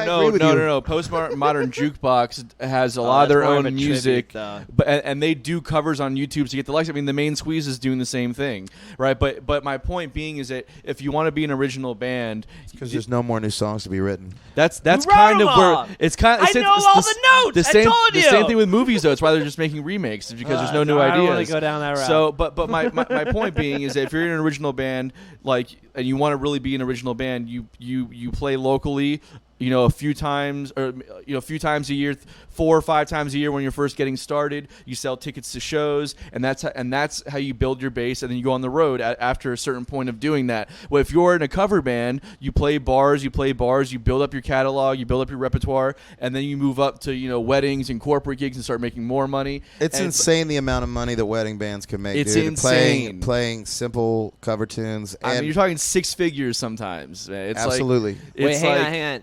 What? Yeah. What are we doing? We can get Nico back on the podcast and you can talk about it. What are we doing? I'm just so saying. what I'm saying is, I've made a lot of money playing cover tunes over the years. That's how I've made my living, more so than playing original music.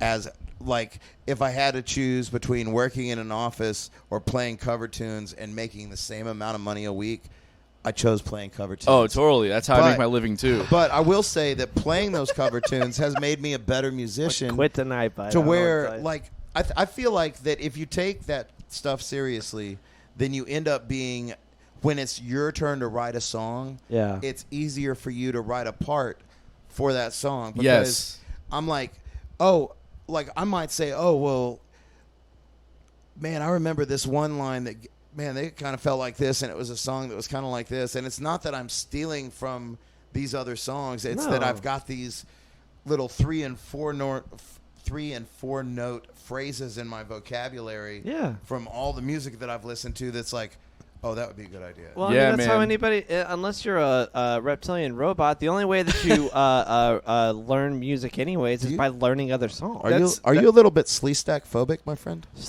A little bit. A little bit? A little bit. I don't know what that means, I don't know what that means either. So, Land of the Lost. I'm going to challenge you to Google Sleestack from the 70s, the original looking Sleestack. It's kind of like the guy from... I never saw Land of the Lost. I'm sorry. I'm a huge movie buff too, but I never saw it. It was a TV show. I know it is, but like I feel like I should know what... I know what Land of the Lost is. It doesn't matter. We've gotten way off topic.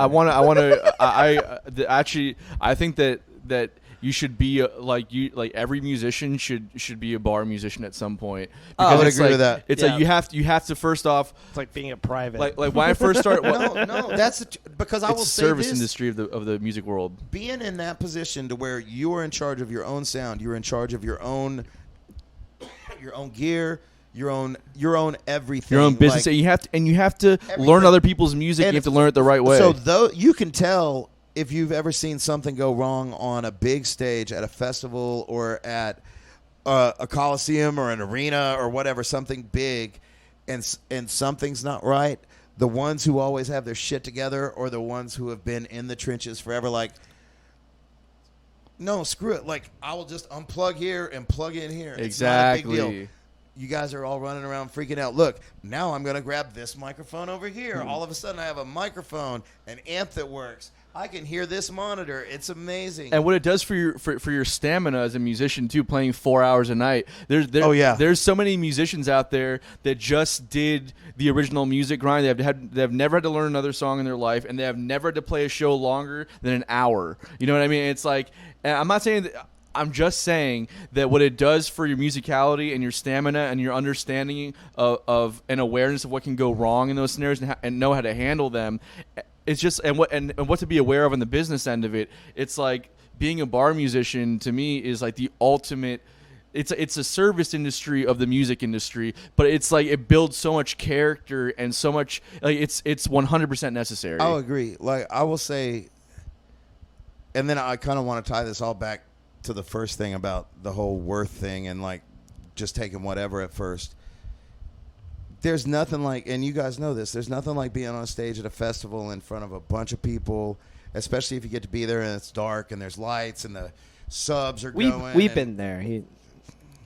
One of these days, Anton. He'll get it. Tony will get it one day. But I mean, like, you get that giant feedback, but at the same time, there's a certain anonymity. So it's, you know what I mean? And I feel like playing in these bars, like I miss playing at the Fly's Tie every Tuesday. Yeah, that was my favorite. Miss playing at Lynch's, you know.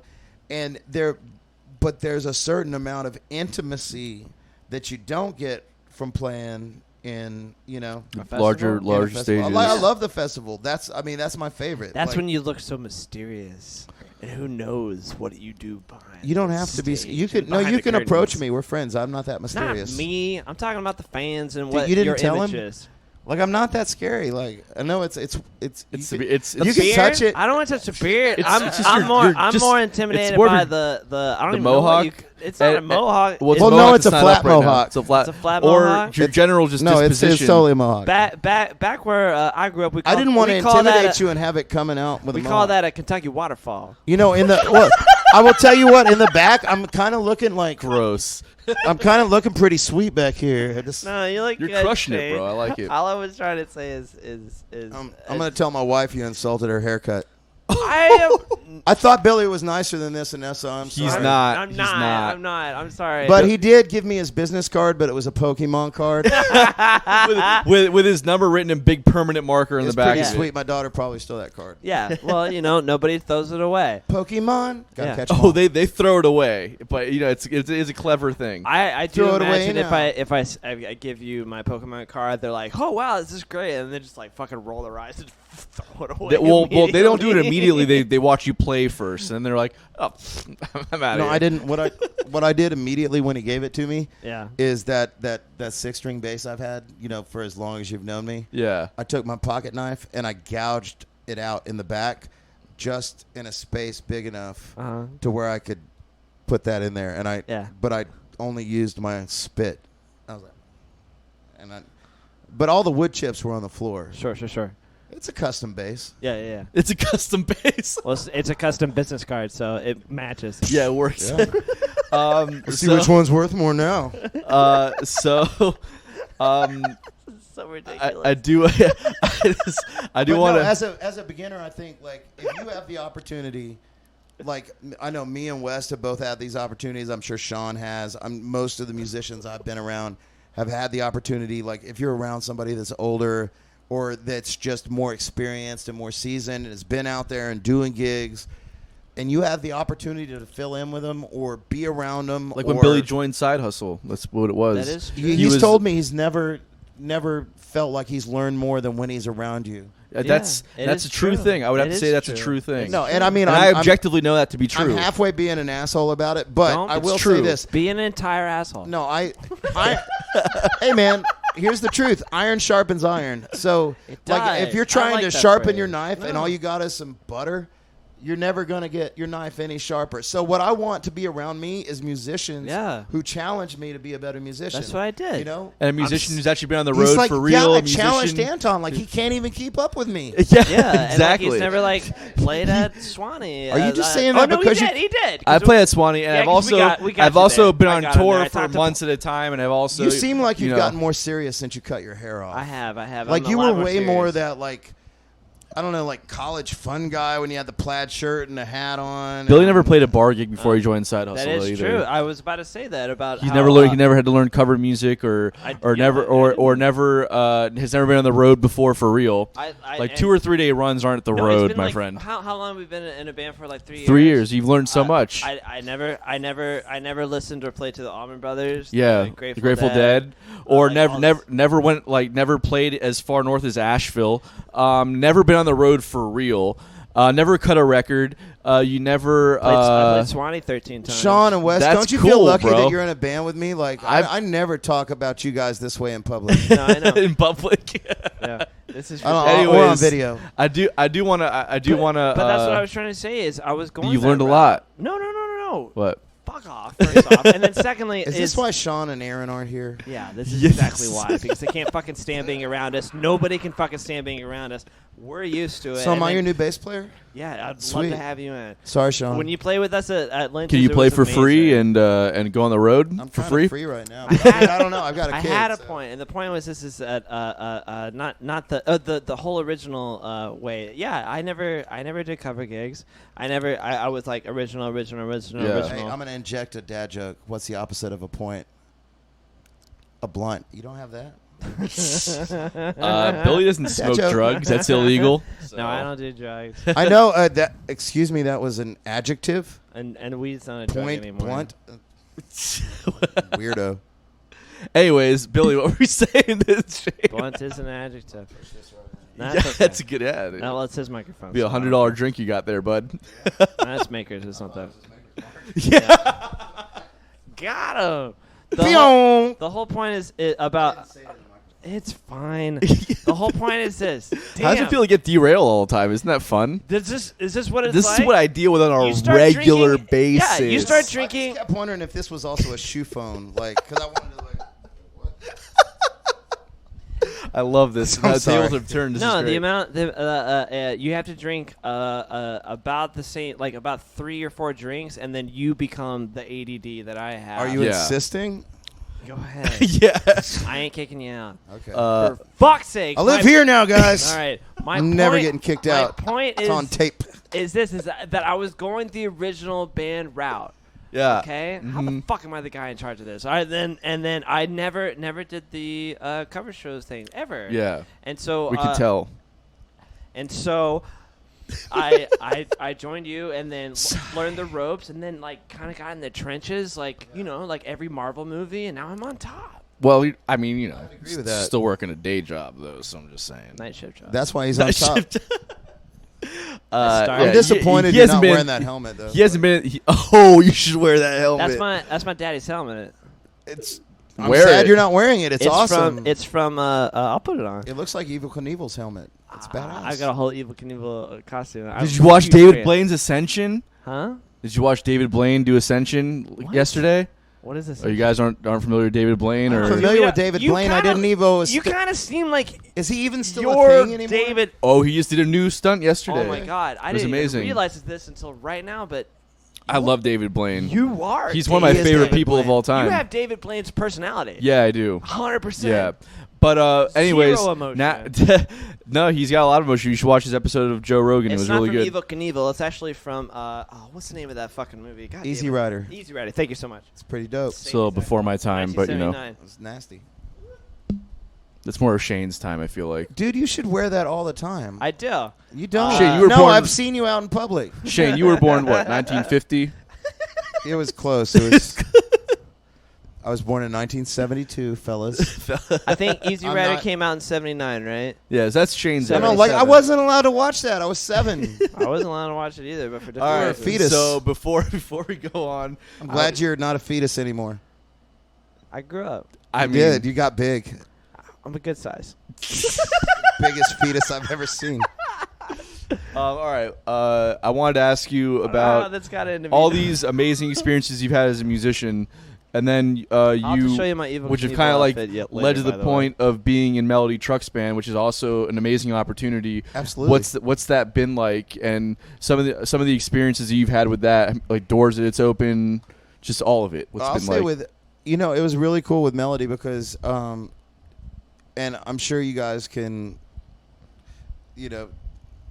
relate that when you're in a band, like a lot of your friends are musicians, and you want to jam with your friends that you like to jam with, and you want to see your friends play out, but you're in a band, so like, I know. and we're in a band, and so and I've known Isaac for a long time, and I had been a fan of Willis's since I saw him the first time with Bonnie Blue, and I've known Brady for a long time, and I've done some wedding stuff and done some gigs with Brady, and gotten to do some stuff with Isaac at festivals. But when that thing came together, man, it was like I get to play with The large boys. amount of people that I've really wanted to be in bands with, and it's Yeah. just never worked out that way because of time and work, and all of a sudden I'm in a band with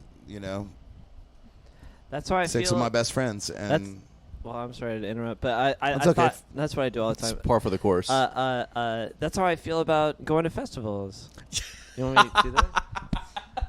For those who are just listening to this, No, Shane just but put the it was mic in but Billy's the face. same point is that like No. you never get to see your friends. No, I would go, agree with go that. play, and then like when it's a festival, you're like, "Fuck yeah, we all got the weekend off. It's your turn to play. It's your But turn these to guys play." have to play together, though. That's what's super I know, cool and so about it. Yeah. so I will say it's like everybody in the band is a band leader.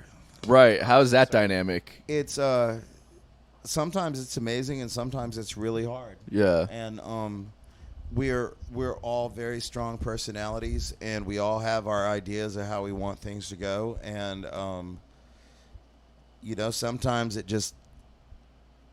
sometimes it just happens, and then sometimes we have to work it out, and we have to compromise and say, okay, well, next time we'll do it this way, but this time we're going to do it this way. And with everybody in the band writing songs, and I mean, even though Sean is, not submitted a song as far as like with vocals and these are the lyrics, and Sean has had his hand in every piece of arrangement that that has happened with Melody Trucks Band, and is, I think the way that we work together as a rhythm section, like, I don't know, that's my favorite thing, man, is like Sean's one of my favorite drummers in the world, so the fact that I get to play with him, and then we get to put our stamp on something, but then I get to put,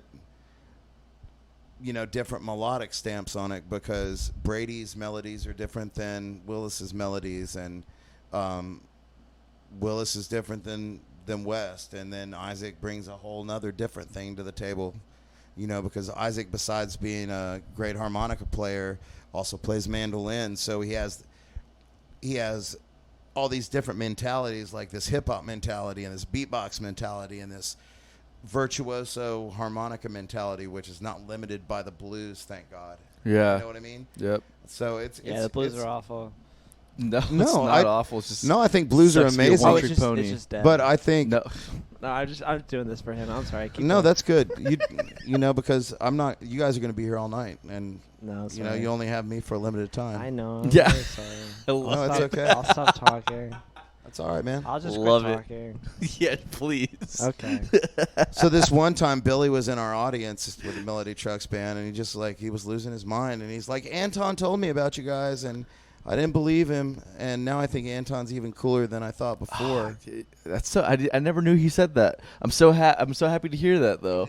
It just reinforces what I already know to be true about our relationship, is that I've just opened his eyes to a world No, I think of knowledge. not unlike Paul Bunyan, I think most musicians enjoy a bunch of tall tales. I think it's all our time around the campfires at festivals, and yeah. I mean that's my opinion. But no, I mean as far as the Doors, dude, Melody has just been has made it the easiest band that we've ever been in. Like I've had to rough it with every other band, and the couple of years that we've done stuff with Melody, she has just made sure that everybody is comfortable, everybody's taken care of. I've been in situations with bands where, like, okay, guys, I can go back here, but you can't go back here. But with Melody, it's always, hey, guys, this is my band. And then, maybe it's somebody I've met before, but maybe it's somebody that I haven't. And, that person might be O'Teal, or that person might be just all these, anybody in the Allman Brothers family who had anything to do with that, or the whole GABA thing, or the Big House thing, and all those guys. I will say that, like, I knew Artemis Pyle when I first moved to Jacksonville. I met him at an open mic night, and I hadn't seen him in a long time. And he was the drummer for Leonard Skinner. Yeah. And we were up in North Carolina, and he was at a venue there playing with somebody, and we had seen him a couple different times in North Carolina, but one of the most amazing things, and I mean, like, being somebody who was a fan of the Allman Brothers and a fan of Leonard Skinner, and like growing up that way, Artemis Pyle sat in with the Melody Trucks band and played an Allman Brothers song. The drummer of Leonard Skinner played a freaking Allman Brothers song with us, dude. And, like, to me, that's like the biggest compliment to Butch Trucks, and the biggest they were in. There's a bit of a rivalry there for a little while. Yeah, for sure. Like, yeah. I mean, even Really? fans are weird. Rivals and everything. There definitely was, because there was this element of the Allman Brothers they were Southern rock at the time, but they had this influence of jam music, and then there's jazz and all this other stuff. And Skinner was more like rock and roll and country. Same with Molly Hatchet. Like, yeah, but not to say that they didn't enjoy the other music, or they weren't open minded or anything. It was just I would say their fans are more. Yeah, their fans are more vehement and like combative than the bands are. It was like Spore and Lucky Costello. I feel, exactly exactly like that. It's like a Venn diagram. Now you said when all you the first way. joined the band, you said when you first joined the band that you hated Spore. Can you talk a little bit more about that? I've never said that. I've never. I kind of take offense to that, because Spore are very good friends of mine. Like, they're all good friends of mine too. That's what I'm saying. This is all. well, that's what you say when the rivalry. camera's running. Apparently, we're finding out the true story. I'm just saying. Tell us more. I fucking for fuck's sake, I have my own microphone.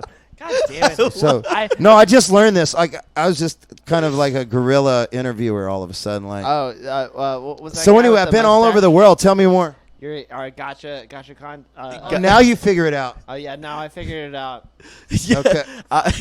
This is a Billy's Gotcha podcast now. How long have you been working with this fella? About 3 years. I gotta say it's been a very racist and not so funny ride with this Has guy. every day made you as Good angry as Lord. today? No. But today's at top 3.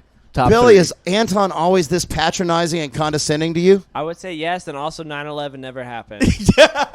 What the fuck? Just the- Is it true that you only wear a bathrobe for religious reasons? I don't believe in the Lord, but yes. I thought you were going to say you don't believe in bathing. That's true robes. too. That's true too. He doesn't believe in bathing. I believe walking around nude and smelling bad all the time. I feel like oh my God. No.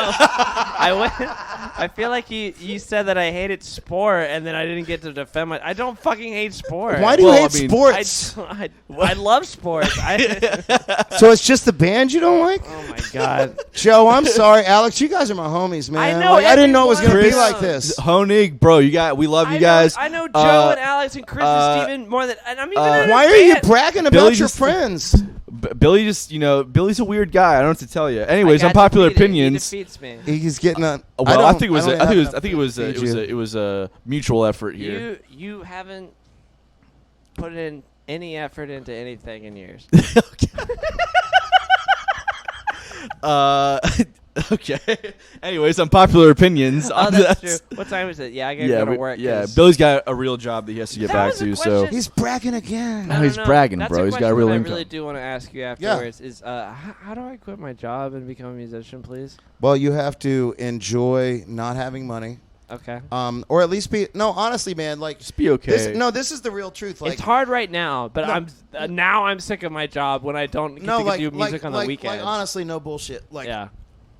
I had worked a bunch of retail jobs. I had worked a bunch of management jobs. Yeah. At the time, I was making more money, definitely more money per hour, but more money as a musician than I would make at the job. Yeah. If I worked the regular job and my musician job, I was actually pretty comfortable, but I never, ever got to see my kid, and I live with my kid. That's how and I'm feeling, man. So, Anton's not your child. Thank God for But that. no, I mean, I just had to say, okay, I am willing to not live beyond my means. Yeah. I'm willing to be able to pay my bills and hustle, and I'll take what kind of gigs I can get to be able to play music and pay my bills and live with my family. And if something amazing like the Melody Trucks Band happens, or Inca Maya, or Daryl Hance, Or Side Hustle. or Side Hustle, Then you're or just getting, you're or just, available to go. or just, yeah, if I'm available to go and somebody needs a bass player, then that's even better for me, because that's what I've been wanting to do since I was 5. I'm So, like the saddest, overworked Evil Knievel right now. You just gotta want to do it, man, and you make the decision to do it, and then it just happens. I I'm don't know what to afraid. tell you. I'm afraid. That's Yeah, the truth. don't you can't be scared. Basically, just don't be a Can't be bitch. scared. Is all If it you're scared, boils go to down church. to. No, I think now being cautious is one thing, but sometimes you do have to throw caution to the wind. Yeah. And if you're not causing anybody else any pain, if nobody is depending on you, Yeah. there is nothing keeping you where you're at. I don't have any children I know about. Yeah. I like how you look at the camera. All right, so we can dive more into this afterwards. But let's get to unpopular opinions. Thank you. I appreciate that advice. That's the same advice I've been giving you forever. Jesus Christ, Well, it's yeah. got to hear from somebody else though, because I my word doesn't understand. mean shit. Yeah, I don't trust so you. I've You're just not been from doing this this for 10 dimension. years. I no didn't problem. bring my notes tonight. Anyways, I feel really protected right now. I will say that. Where? Cranium. unpopular opinion number 1 for me: Yeah. pineapple on pizza is no bueno. I might actually. I'll be honest with you. Pineapple on pizza. It's refreshing. I kind of like it. It's gross. It's an abomination. It And should I just not. also Just don't don't think call it that's an pizza. I just, think- just call it a Hawaiian pie. How about that? Nope. I will say that I am not as much a fan of ham and pineapple or Yeah. Canadian bacon Yeah. pineapple, but Put some barbecue sauce. no, sir. Ew. No, What? no. Yeah, barbecue Here's my sauce, favorite. Pineapple on pizza. No, not pizza, bud. pepperoni, pineapple, and banana peppers. There you I love go. banana peppers. So and pepperoni, pineapple, and banana Nope. peppers. Pineapple. No, Take you it off. got to do it with the tomato sauce. Just pepperoni, pineapple, banana peppers. It's really good. It's gross. It's I love pepperoni and banana peppers. Take the pineapple I out thought of you the were gonna say you equation. love pepperoni and mayonnaise. That's Ew, weird. That sounds That's weird. That's. I see what you're doing there, and that's not what's I happening. said I here. wasn't implying you hadn't sliced it first. I thought that was your pizza. All right, I like Bill. pepperoni only if it's sliced. Let's. In a sack. all right, what's your first? Shane, are you a big Jaguars fan? I am not a big sports fan. Well- I was like local sports. Yeah, I could do sports I ball. feel like that's what I got to do too. If I'm gonna go full musician, I've got to also. I get like into Minshew sports. though, dude. Gardner Minshew, he's a rock star. Well, anyways, my unpopular opinion is Jaguars are gonna win the Super Bowl this year. Nobody here gets that. I- but- No, I think everybody you know else what? that's I don't watching think will get I don't it. think that's unpopular in Jacksonville. I think that's probably everybody wants that to Well, happen. if you've not been following sports news, we just gave away our best running back and the top receiver. Was it Herschel Walker? I'm really happy that you know who that is. But Who's no, that? That's the right fielder. this is why we can't hang out and get along It's and the meet pitcher. eye to eye. It's a shortstop, right? Herschel Walker First baseman, for the Dogs. You don't know who Herschel Walker is? catcher. Okay, all right. Anyways, Just he saying. did. Anyways, I don't know the shit whole about point is sports. this: is they gave away their best player and are literally Except they didn't give away Minshew because Because Minshew's the best. sixth-round draft pick. He's pretty I much like the best. Minshew. He's a great guy. I would love to hang out with him. We're gonna get him on the podcast after he kicks off the team. I but think he would do it right now. I feel like he would. I think there's a shout out to Gardner This Minshew. is the Like, second shout out. we by the liked way. your Bud Light commercial. Yes, it was so good. He's a Dude, great guy. you think that Bud Light's going to help you get the #1 fantasy football pick, but it's being right here. Have you seen it yet? Have you seen it It's yet? I Tony? don't know what fantastic. you're talking I'll, about. I'll show it to you later. But I It's think you fucking need to be hilarious. right here Yeah. on the Side Hustle show. Bottom of the bill. We need Gardner. Side hustle's bottom What of a the bill. name. Side Hustle's Okay. bottom of the bill. Yeah. So, my second unpopular opinion is the only acceptable way to serve a bourbon or a whiskey on Hang the on. rocks Hang on. is with big cubes or spheres. If I go to a bar and I ask for a bourbon on the rocks and you give me a fucking cup of crushed ice with a shot of whiskey, I'm gonna have a fucking problem. You can tell that he's born and raised in Kentucky for sure. Well, you know, I will say that not Don't try me like that not ever again. everybody has at their home. Not everybody has the big ice cube, but That's fine. At your home, but it's different. I do, no, if you I go do to have a bar, few friends who have introduced me to the gentleman's cube. yes, you need the And it is gentleman's wonderful. cube. It's a If- game changer. If not 3 or 4 big ice cubes at your house, but no, Yeah, at crushed your house, ice yeah. cubes never. You need a gentleman's ice cube. At that point, you and it might as needs- well drink and it straight up. And it needs to be crystal clear, right? Because that means there's no pockets of air in there that dilute the ice quick, right? It needs to This just is be sounding like a privilege. solid. It's- It sounded like y'all ain't from Kentucky. I'll drink it. If you don't drink it that way, then drink it straight up. Billy know what? said he drinks it out of the barrel's teat. Yeah, that's what I do. He is, actually doesn't because he drinks all of his bourbon with Coke. I do because I Which is like gross. I like it sweet. I like it. Straight up because I'm a fucking man. You're a reptilian. We have confirmed this. You're not a man. Secondly, one of my favorite things to do is to make a Kentucky cocktail, which is a shot of Maker's Mark and Ale8, only available ginger ale in Kentucky. You make it in Because your you mouth. guys are fucking I thought it was- living it's like- in is that like a 1920, brass that's monkey? why. In 1920, yeah. Yeah, you guys are living in fucking 1920. No, that's okay. I but can't stand it. Don't try to fix bourbon. It's already perfect. No, bourbon's perfect, right? But if you're going to put it on the rocks, then make sure you got a nice fat gentleman's ice cube or sphere, and just give me one or Fucking two rocks. sphere? Are That's you all I'm saying. serious? I just don't want a fucking cup of crushed ice that's gonna water down my shot. Okay, all right, I get it. Well, That's my unpopular opinion. Obviously, it's very unpopular, as no one here agrees with me. So I'm just saying. drink it straight up. Yeah, that's No, what I I'm would saying. agree. I mean, I would say that the smoothest way I've drank bourbon or scotch is with a nice fat ice cube. That's what I'm saying. Ton of That's ice, right ton there. of That's American-made blasphemous. Coca-Cola. That's blasphemous to bourbon. Just saying. No, Anyways, what's your unpopular opinion? It Your is- second it one. is- I like it because it's like I like the fancy stuff. You like the and then water. also You don't like to I'm taste the red- bourbon. And then I'm That's all redneck it as is. fuck. So Like I ruin it Reuniti with on ice? Coca-Cola. You just don't like bourbon. That's all it is. That's why he I- mixed it with Coke I and go put it through a with handle a shit ton week, of but yeah, ice. I don't like it. I'm just saying, yeah, with Coke and Do a what bunch you of gotta ice. do, man. I gotta do. All right, shit. We're still on the second one. I gotta We're go on to your work soon. unpopular opinions. My second unpopular opinion is extremely unpopular. I almost feel bad saying this. I'm tired of Star Wars. Yeah, who cares? Star Wars is dumb anyways. I don't even want to get The into it. Mandalorian is good. If you've not seen The Mandalorian, Tired it's of pretty it. fantastic. I just don't. Uh, I just want it to be over. I want it. It's so funny how they've had like 3 different franchises. Disney needs to make their money back in their investment, bro. I'm just $4 saying. billion to George Lucas. Anyways, the whole point is this: is like they've like been like, all right, this is the end. And like, Do you cool. think George Lucas Yeah. should have a Look, new? I've got Star Wars on my wall. I He love should have Star his. Wars. Don't you think he should like go somewhere other than the stars and like say like F you to Disney and be like Dirt Wars or like What? Go Mad Max? Ocean Wars? Waterworld? No, more than that. Like Oh, George he's using the Lucas. World Wars. Come on, think George Lucas, Spielberg, like Star Wars, Indiana Jones, but better than Waterworld. What else? Better is than there? Mad Max. There's No, he needs to They have. should remake Waterworld. I think Mandalorian. I agree with that. Mandalorian is kind of like Kevin the Mad Costner Max of Star can't Wars. find work right now. Don't you know? Waterworld, Don't you think the Mandalorian- apocalypse. It'll be like 50 years in the future. Mandalorian is kind of the Mad Max of Star Wars. I didn't Yeah. watch Mandalorian, No, so I it's don't good. know. Well, and then he's also It's also kind of the. he's also never seen Mad Max either. It's I also saw like Mad the Max. Clint Eastwood No, of you Star haven't. Wars. That's with Charlize Theron. What? With Charlize Theron. Oh, you saw the new one? No, I didn't see that one. No, I watched the old I one. knew you didn't. No, I watched the old one. Yeah, I didn't watch the new one. Which one? Like with Mel Gibson back in the day. I don't. The first believe you. one, The very first where one. he's like riding in the Jeep in the First desert. one's called Road Warriors. No, that's the second one. No, Mad Max was the second one. I thought. Matt. And then Thunder- it was Mad Max Beyond Thunderdome. You guys That's talking the about third one. Thunderdome. It's Mad That Max, was one Road Tina Warrior, Turner. and then Thunderdome. Yeah, I saw Thunderdome.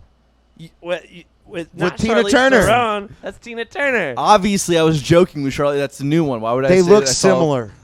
You know, it's a No, Charlize had a long run with Ike Turner. Yeah, That- this podcast is That wild. that might be my unpopular. That might be my Hold on. unpopular opinion. You gotta hold on. Just you gotta save your. I'm about to do my last one. And Ike was No, like, wait, "Look here, I've- Charlie May."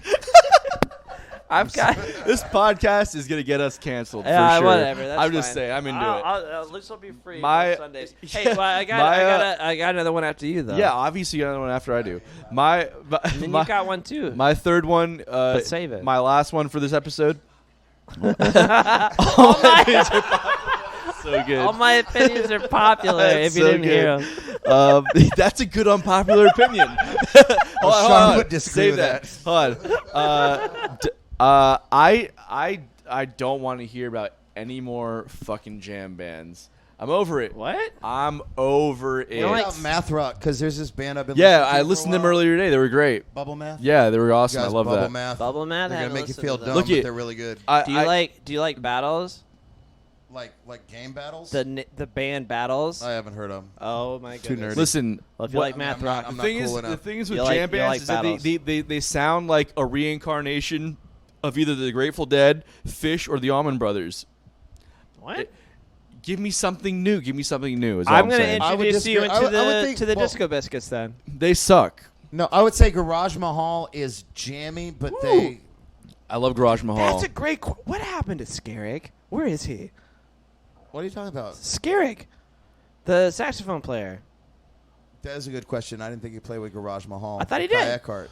Well, Where'd he go? I don't know. Look at- Last time I saw him was like, I saw him playing with the Dead Kenny G's. Yes. Yeah. Look at- Jack, been a while, we opened though. up for him at Jackrabbit. when fucking dope. look at when it comes to the context of bands like that are doing like a form of jazz with improv sections that's different versus I like Spafford, man, but it's like No, so you don't it's like just- Noodle Jam. That's a very good way to describe it. Noodle. I don't care about it. I'm over it. I would agree with that. Just please What stop do you- doing it. Do something At different this point, now. what do you listen to then? I don't even know, man. Yeah, is it I'm just- trying to find something to listen to. Is it just like Give us your comments on bottomofthebill@gmail.com. Tell me something to listen I just to. discovered a new. They're not new. They're a South Korean funk band from the '70s called Funky Coup. Yeah, they're crazy. COUP. Yeah. I can show They're you a dope. really great funk band. I can't remember his first name, but Hansano from Japanese. This Okay. funk album from the 70s. Oh, you showed is me that. That was good. perfect. I'll show it to you later. I'm down. Have you guys listened to? Hansano. There's a group called Elder Island, which is like a electronic kind of Fleetwood Mac meets like Khruangbin kind of thing. I like that. They're but, great. You know, music from the Elder is probably my favorite Kiss album. Okay.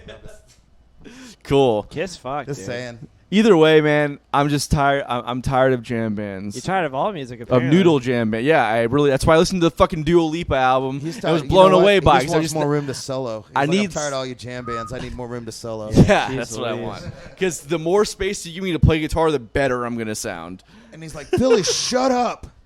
All right, No Bill, what's idea. your last one? This is my favorite one that I've ever written. I don't like podcasts. I don't even watch them. I don't even watch them. Or listen to them, or Wait, is just this a podcast or is this a vlog? I don't know what this is. This is at this point, I don't know what the fuck this This is, episode is. I'm this not is- trying to hate. this I'm is saying. 3 guys in a fucking trap house in Riverside. A hanging trap out. house. like it. Billy doesn't even know what drugs I are. don't even feel trapped Anyways. right now. What's your Yeah. unpopular opinion, bro? Oh yeah, what's your last one? If you have one. Do you have one? My favorite thing is that you said I don't. All my All opinions all are my popular. opinions are popular. That is the funniest unpopular Well, I mean, opinion this ever. this is going to go right along with the monument, the obelisk to my modesty. You know, I don't know what that means. The well, they're building an obelisk to my modesty in a An park. obelisk is a large-shaped building. Okay. In this type It's of a monument. pillar. It's not got a face on it, so it won't offend anybody. But Okay. It's only because of the amount of humility that I have. They're giving me a award. Where they're giving you an award for being so humble. The most. The most. The most. You're getting the most humble award. I am. I've Like, never. I want to let you know. No, it's. You deserve it. You know, I would say no. I really don't. I really don't. I mean, there's no more modest than I. But I mean, there's. I'm just saying, like, I don't brag, but there's nobody more humble than I am, and that's why they're setting me up with an obelisk. We just lost the camera. Oh, we did finally. Well, you know what? That's the way it is. No, it doesn't end. It's still going. We're still recording, It's actually. still just going. we don't have the fucking. You know, I did just watch Poltergeist, and that was pretty neat. Oh man, that movie was the first horror movie I ever watched when I was a kid. Me too. Like, The way thir- too young. Yeah, That and and Terminator. Like, both those messed me up. But like 7 or 8 years old, jacked up. I remember but Judgment Day. Poltergeist scared me legit. For sure. That was my favorite unpopular opinion that's ever been on this show, by I the still way. don't like eating maggot chicken after watching that show. Like, Yeah, I'm not a huge sometimes fan of maggot chicken either. All right. crawling steak. To Guys, each their own, though. everybody. No, like, you guys seem to enjoy it. It didn't seem to be that unpopular of an opinion. What was it, anyways? You And just all say my that you're getting. opinions are popular. Oh, that was it. I thought you were. And the fact that he's humble as fuck. The most. He's the most humble guy that's ever. your unpopular opinion is that you're the most humble person. And that- Well, more than you. Well, yeah. That's yeah. All right, guys. Thank you everybody for tuning in. It's been another episode of Bottom of the Bill. Thanks to Shane Platten for being in here today. And Billy for wearing that stupid Support local fucking music. helmet. Do you this helmet? Do you know how much this helmet is worth on eBay? Thanks Over to all of our $500 sponsors. fucking Make sure you dollars. It's original, bud. make sure Hey, you could- check out all of our sponsors. Could I say that supporting live music right now is like the song Roxanne, because you got to put on your red light? You got to put on your yeah. Saying. That's so good. Support all live music right now. Yeah, Roxanne's great. Make sure you check out Southern Grill downtown every Wednesday. Every Wednesday night, it's the greatest open mic night, jam night. Bring it out. We're gonna do all kinds of live music, and everybody's welcome. I'm gonna try We got to a hit it PA. up. I got work at 8:30, but you tell me how to quit my job over there. Well, you know, the first start is having confidence in yourself. All right, we'll see you guys next week. All right, adios, muchachos.